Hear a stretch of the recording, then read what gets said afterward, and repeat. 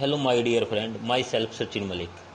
आज मैं आपको सीआरपीसी का चैप्टर नंबर 8 का पार्ट 3 बताऊंगा, जो कि मेरे अकॉर्डिंग इसे चैप्टर 8 को पार्ट में डिवाइड किया गया है। जो कि फर्स्ट पार्ट है सेक्शन 106 से 118, सेकंड पार्ट है सेक्शन 119 से सेक्शन 121 और आज थर्ड पार्ट है जो कि लास्ट पार्ट है सेक्शन 122 से 124 तक, जो कि ये बड़ा ही इम्पोर्टेंट है।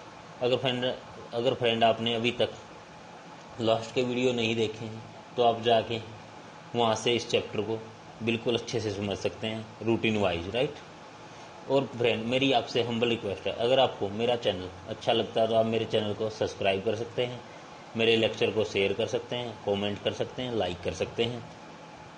फ्रेंड, जैसा कि सेक्शन 122 है वो बात करता है imprisonment for default security, default security. अब ये बात करें सेक्शन 122 का सब क्लोज 1 बोलता है कि कोई बंदा है वो सेक्शन 106 के तहत कन्विक्शन के लिए जेल में डाला गया है और उससे सिक्योरिटी मांगी गई है सेक्शन 117 में। अब जो सिक्योरिटी मांगी गई है वो सिक्योरिटी पीरियड कब से शुरू होएगा? वो शुरू होएगा जब तक वो बंदा जो पहले ऑफेंस के लिए कन्विक्शन कंप्लीट नहीं कर लेता है, उसके बाद उसको कोर्ट में सिक्योरिटी सबमिट करनी पड़ेगी। अगर वो कोर्ट में सिक्योरिटी सबमिट नहीं करता तो उसे कोर्ट जेल में भी डाल सकती है, राइट। हमेशा सिक्योरिटी किस में मांगी जाती है? सेक्शन 117 में, राइट। अब बात करें सेक्शन 122 का सब क्लोज बी, ये बोलता है कि कोई बंदा है उसने सिक्योरिटी तो दे दी है कि वो ऐसा कोई काम नहीं करेगा जिससे पब्लिक ट्रैंक्विलिटी को डैमेज होएगा, पब्लिक की जो शांति है वो भंग होएगी, लेकिन वो देने के बाद भी कोई ऐसा रॉन्गफुल एक्ट करता है तो फिर भी कोर्ट उसे क्या करेगी? जेल में डाल सकती है, राइट। वो कोर्ट की डिस्क्रिशनरी पावर है और उसकी जो सिक्योरिटी है उसको रिजेक्ट कर देगी, राइट। अब जो कि सेकंड है, सेकंड बोलता है कि when such person has ordered bye magistrate give security for a period for 1 year such magistrate such does not give such security opposite warrant active over provision of session जज proceeding shall be lead. अब ये बोलता जो second है कि कोई बंदा है उससे सिक्योरिटी मांगी गई है, लेकिन वो सिक्योरिटी कितने दिन के लिए मांगी गई? एक साल के लिए। अगर वो सिक्योरिटी नहीं देता तो क्या करेगा कोर्ट? उसे प्रिजन में भी भेज सकता है, जेल में भी डाल सकता है, राइट। उसके वारंट इशू कर देगा, राइट। और जो थर्ड है वो बड़ा इंपॉर्टेंट है कि कोई बंदा है उससे वो सिक्योरिटी मांगी गई है लेकिन वो सिक्योरिटी नहीं दे रहा तो कोर्ट क्या करेगी? उसको 3 साल तक कोर्ट जेल में भी डाल सकती है, राइट। और अब ये सेक्शन बात करता है कि जो आगे सब क्लोज 2 है, सब क्लोज 4 है। 2 बंदे हैं, 2 बंदों से सिक्योरिटी मांगी है कोर्ट ने, ठीक है, कि आप पब्लिक की ट्रैंक्विलिटी को डैमेज नहीं करेंगे, पब्लिक की जो शांति है उसको भंग नहीं करेंगे, सोसाइटी में व्यवस्था बनाए रखेंगे। लेकिन जब कोर्ट के सामने वो दोनों बंदे जाते हैं तो कोर्ट क्या करती है? एक बंदे से ही श्योरिटी ले लेती है और जो दूसरा बंदा है अगर उससे कोर्ट श्योरिटी नहीं ले रही है, क्योंकि दोनों को सेम ही नोटिस किए गए ना कोर्ट के द्वारा कि आप ऐसा कोई काम नहीं करोगे जिससे सोसाइटी की शांति भंग हो, तो जो दूसरा बंदा अगर उससे कोर्ट श्योरिटी नहीं ले रही है तो वो क्या करेगी? उस बंदे के बारे में, जो दूसरा बंदा उसके बारे में कोर्ट को रीजन लिख के देना पड़ेगा कि क्यों नहीं श्योरिटी ले रही है, सिक्योरिटी ले रही है, राइट। अब इसका सब क्लोज 6 कहता है अगर कोई पर्सन है सिक्योरिटी जेल इंचार्ज को दे देता है तो जेल इंचार्ज की ड्यूटी है कि वो कोर्ट को इस बारे में इंफॉर्मेशन दे और कोर्ट के ऑर्डर की वेट करे कि कोर्ट क्या ऑर्डर देती है इस बारे में, कि उनको सिक्योरिटी जो इस बंदे ने जेल में दी है, जेल इंचार्ज को दी है, वो कोर्ट में देनी है या वहीं पे रखनी है, राइट। तो वो जो जेल इंचार्ज है वो कोर्ट के ऑर्डर की वेट करेगा, राइट। और इससे आगे ये बोलता है 7 कि कोई बंदा है वो पब्लिक की जो शांति है उसको डिस्ट्रॉय कर रहा है तो कोर्ट क्या करेगी? उस मामले में उसको क्या करेगी? सिंपल इम्प्रिजनमेंट देगी, राइट। अगर कोई पर्सन ऐसे सिक्योरिटी नहीं दे रहा है या सिक्योरिटी के देने के बाद भी कोई ऐसा रॉन्गफुल एक्ट कर रहा है तो कोर्ट क्या करेगी? उस बारे में अगर keeping security for keeping the peace के लिए है तो उसको सिंपल इम्प्रिजनमेंट देगी। इससे आगे इसका दूसरा बोलता है अगर किसी से सिक्योरिटी ली गई है किस में, गुड बिहेवियर के लिए, सेक्शन 108 में, सेक्शन 109 में, सेक्शन 110 में, तो कोर्ट क्या करेगी, वो कोर्ट की डिस्कशनरी पावर है, वो रिगोरियस इम्प्रिजनमेंट भी दे सकती है और सिंपल इम्प्रिजनमेंट भी दे सकती है। ये सेक्शन इतना ही कहता था फ्रेंड। अब बात करें फ्रेंड सेक्शन 123 की।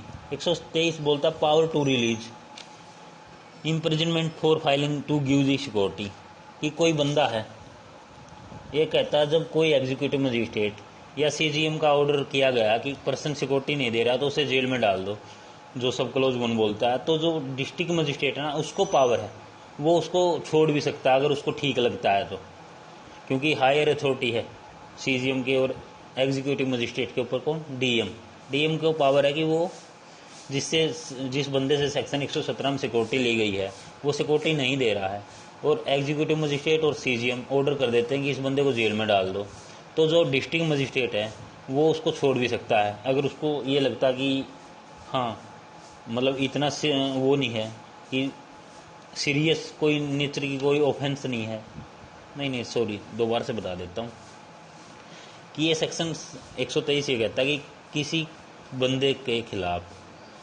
सिक्योरिटी मांगी गई है और वो बंदा सिक्योरिटी नहीं दे रहा है तो सीजीएम और जो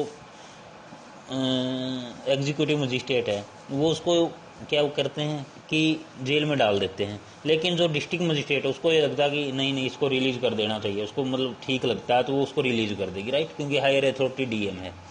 अब इसका सेकंड क्लोज बोलता है कि अगर when ever any person imprisonment for filing the give security, कि कोई बंदा है वो सिक्योरिटी नहीं दे पा रहा है तो हाई कोर्ट और सेशन कोर्ट और डीएम उसकी जो सिक्योरिटी पीरियड के लिए मांगी गई ना, जैसे कि 3 ईयर के लिए मांगी गई है, तो हाई कोर्ट और सेशन कोर्ट और डीएम उसको कम कर सकते हैं, कम मतलब उसको 1 साल की कर सकते हैं, राइट, ये नहीं है कि उसको बिल्कुल छोड़ देंगे, नो। अब इसका आगे सब क्लोज 3 कहता है जो अगर कोई सिक्योरिटी नहीं दे रहा है कोई बंदा तो उसे बिना सिक्योरिटी भी रिलीज कर सकते हैं, राइट, बट कंडीशन रखी जाएगी। अब फिर इसके साथ ही जो सब क्लोज 4 कहता है कि लेकिन स्टेट गवर्नमेंट अपनी कंडीशन रख सकती है, अगर वो जो बंदा बिना कंडीशन के छोड़ा गया ना सब क्लोज 3 में, तो सब क्लोज 4 में स्टेट गवर्नमेंट अपनी कंडीशन रख सकती है, राइट, कि उसे विदाउट कंडीशन रिलीज क्यों किया गया, उसके ऊपर अपनी कंडीशन रख देगी। अगर कोई बंदा बिना कंडीशन में छोड़ा गया है तो कोर्ट उसकी जो क्या बोलते हैं जो रिलीज किया गया था उस ऑर्डर को कैंसिल करके उसको सिक्योरिटी ले सकती है, और पुलिस को पावर है जिस बंदे को मतलब कोर्ट की जो कंडीशन है वो रिजेक्ट कर देती है तो पुलिस को पावर है वो विदाउट वारंट के अरेस्ट कर सकती है, सब क्लोज 6 बोलता है ये। अब सब क्लोज 7 की बात करें, कोई बंदा है उसे दोबारा जेल में डाल दिया जाता है अगर वो सिक्योरिटी नहीं दे रहा तो उसकी जो हाँ इसके साथ क्या आएगा कि वो जितनी पनिशमेंट उस सेक्शन में है वो अगर पहले कुछ मतलब फॉर एग्जांपल 3 ईयर की पनिशमेंट है उसने 1 ईयर की पूरी कर लिया फिर उसको छोड़ दिया, उसके बाद फिर कोर्ट ने उसको दोबारा जेल में डाल दिया तो उसकी जो पहले वाली कन्विक्शन है ना वो उसके साथ ऐड की जाएगी, ये नहीं है कि वो दोबारा से 3 ईयर की कन्विक्शन मिलेगी उसको, नो। अब दोबारा एक सेक्शन सब क्लोज 9 बोलता है high court DM security reject भी कर सकते हैं। सेक्शन 10 बोलता है कि जिस बंदे को सिक्योरिटी दी है वो वापस ले रहा है तो क्या करेंगे, जिस बंदे की जैसे कि फॉर एग्जांपल ए है एक बंदा, बी ने उसकी सिक्योरिटी दे दी है, ठीक है, अब बी ने जो सिक्योरिटी दे दी है वो अपनी सिक्योरिटी वापस ले रहा है तो कोर्ट क्या करेगी, ए को सम्मन करेगी कि आप आओ, आपका जो सिक्योरिटी है वो अपनी जो सिक्योरिटी है वो अपनी क्या है सिक्योरिटी विड्रा कर रहा है, तो कोर्ट उसको बोलेगी या तो आप अपने रेफ्रेश सिक्योरिटी दो, रिफ्रेश सिक्योरिटी दो, और जो रिफ्रेश सिक्योरिटी देने के लिए कोर्ट क्या करेगी, उसको सम्मन करेगी कि आप कोर्ट में हाजिर हो, आपका जो सिक्योरिटी है वो अपनी सिक्योरिटी विड्रा कर रहा है, राइट, ये इतना ही बोलता है। अब सेक्शन 124 की बात करें, ये बोलता है कि security for unexpired period of bond, कि जब किसी व्यक्ति को सेक्शन 121 में सिक्योरिटी रिजेक्ट कर देता है कोर्ट, तो कोर्ट क्या करेगी, उस बंदे को बुलाएगी या तो सम्मन के थ्रू या वारंट के थ्रू, और उसको ये बोलेगी कि आपकी सिक्योरिटी रिजेक्ट कर दी है, हमें ठीक नहीं लग रही है तो आपने फ्रेश सिक्योरिटी दो, राइट, ये खाली इतना ही बोलता है।